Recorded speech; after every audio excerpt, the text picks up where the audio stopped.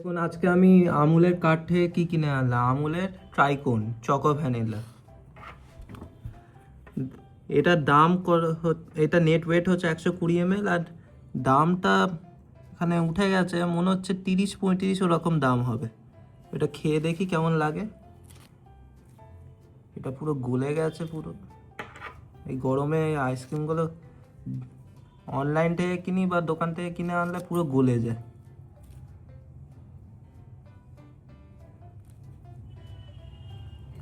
দেখুন choco chips দেওয়া আছে উনো কে ফটোতে তো চকো চিপস দেওয়া আছে, আর পুরো ওপরটা পুরো হচ্ছে পুরো ভ্যানিলা।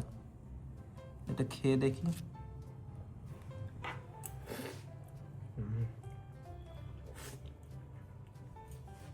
বললাম না, চকো চিপস দেওয়া আছে আর পুরো ভ্যানিলার টেস্ট, খুবই ভালো লাগছে খেতে।